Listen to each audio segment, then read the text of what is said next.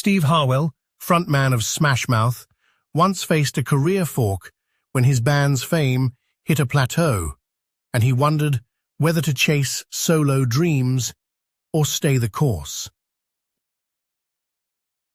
Brian Wilson, the genius behind the Beach Boys, stared at a personal abyss in the mid-70s, battling mental health and deciding whether to retreat from music or push forward with his avant-garde. Kirstie Alley, Oscar-winning actress, confronted a crossroads after her breakout role, weighing the lure of Hollywood fame against the risk of typecasting and personal authenticity.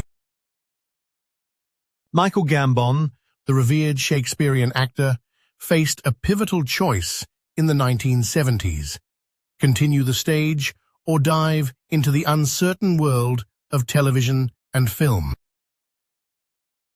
Olivia Newton-John, beloved Star Wars heroine, grappled with the decision to leave acting for a quieter life, a choice that would define her lasting legacy. Prince, the iconic musician, stood at a crossroads in the early 80s, debating whether to stay with major labels or forge his own independent path. It was a cold February morning in 1983, when the newsroom at Baltimore's WJZ-TV buzzed with the usual rush of breaking news, and a young, poised anchor named Oprah Winfrey prepared to deliver the evening bulletin. She had spent months climbing the ladder of broadcast journalism, earning a reputation for poise, intelligence, and a voice that could calm a nation. Yet as the camera rolled, a senior producer whispered, "She's too emotional for the news." The next day, Oprah was summoned to a cramped office where the station's manager, with a rehearsed calm, told her she was being let go. "We need someone who can keep a strict distance from the stories," he said. The words landed like a slammed door. In that moment, the world of hard news journalism, her carefully constructed dream, crumbled. She could have vanished from the public eye, retreat to a quieter life, or cling to the safety of a corporate job elsewhere. Instead, she stood at a crossroads where every decision felt like a gamble. The sting of that dismissal was not just a professional setback, it was a personal reckoning. Oprah had grown up in rural poverty, shuttled between her grandmother's kitchen and a series of foster homes, learning early that each door could be both a barrier and a gateway. The newsroom's rejection forced her to confront a familiar fear, that the universe might be trying to tell her she wasn't meant for the spotlight. But the fire in her belly, the same fire that had driven her to read every book she could get her hands on, refused to be snuffed out. 2 weeks later, a phone rang from a modest studio in Chicago. The station, WLS-TV, was launching a half-hour daytime talk show called AM Chicago, a program that had flopped in its first year and was slated for cancellation. They needed a host who could bring empathy, curiosity, and a spark of authenticity. The offer was a stark contrast to the polished newsroom she'd left, a low-budget, live talk format where the host's personality mattered more than a crisp suit. It was a risk that could have relegated her to a footnote in television history, or it could have been the very platform that would rewrite her destiny. Oprah walked into that tiny studio, heart pounding, aware that the entire arc of her career hinged on a single decision: accept a job many considered a dead end, or walk away and risk disappearing from the medium she loved. The producers told her, "We're giving you a shot, but the ratings are terrible. If it doesn't work, you're out." The weight of that promise settled on her shoulders like a stone. Yet rather than seeing it as a demotion, Oprah reframed the narrative. She saw the talk show as a blank canvas, a place where she could bring the stories of ordinary people to a national audience, where vulnerability could be a strength instead of a liability. On the first day of AM Chicago, the studio audience was sparse, the set was plain, and the cameras were older models that had seen better days. Oprah opened with a tentative smile, introducing herself as your friend, rather than a distant anchor. She asked a guest about the loss of a child, a topic unthinkable for a news desk, but one that resonated deeply with viewers. The audience's reaction was immediate, a collective sigh, a few quiet tears, and an unmistakable connection forming between host and viewer. The turning point came not in a grand gesture, but in a quiet moment of honesty.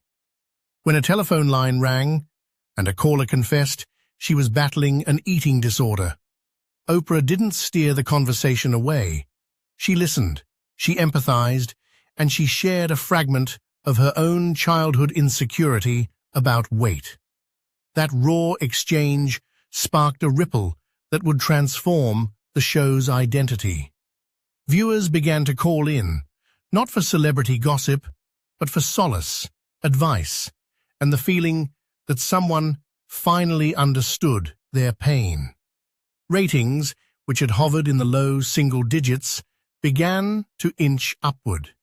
Within months, AM Chicago was rebranded, and Oprah's name was attached to the program. In 1986, the show was renamed The Oprah Winfrey Show, and the network gave her a national syndication deal. The gamble had paid off, but the crossroads remained etched in her memory. The moment she could have walked away, the moment she could have surrendered to the fear of failure. From that pivot, Oprah's career spiraled into uncharted territory. She leveraged the platform to launch a book club that turned unknown authors into bestsellers, a philanthropic empire that built schools in South Africa, and a media conglomerate that reshaped how television could be both entertaining and transformative. Yet the echo of that 1983 firing lingered, a reminder that success is often the product of daring to sit at the edge of uncertainty. In the early 2000s, another crossroads emerged.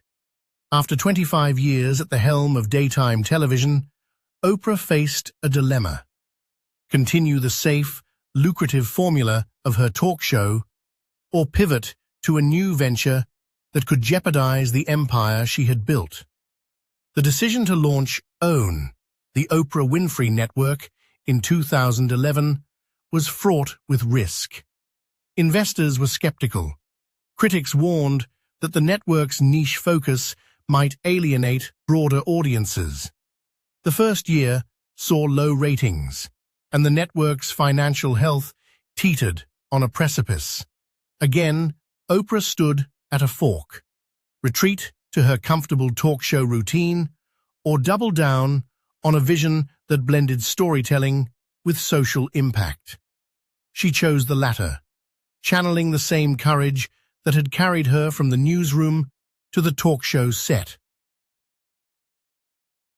She invested in original programming that highlighted underrepresented voices, such as Greenleaf and Queen Sugar, and she used the platform to amplify conversations about mental health, racial justice, and personal empowerment. Within 3 years, OWN turned a profit, and Oprah's brand evolved from a singular talk show host to a multifaceted media mogul. Today, Oprah's story is still unfolding. She continues to host high-profile interviews on platforms like Apple TV+. She mentors emerging creators through her Oprah's angel network, and she remains an outspoken advocate for voting rights and education.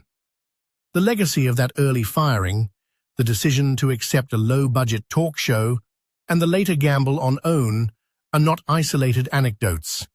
They form a continuous thread of daring choices that define her narrative.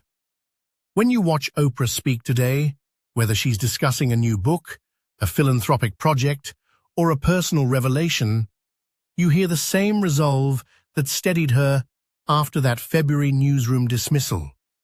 It is a voice that has learned to turn setbacks into stepping stones. A voice that reminds us that every crossroads holds the potential for a new horizon. The story of Oprah Winfrey is not a closed chapter.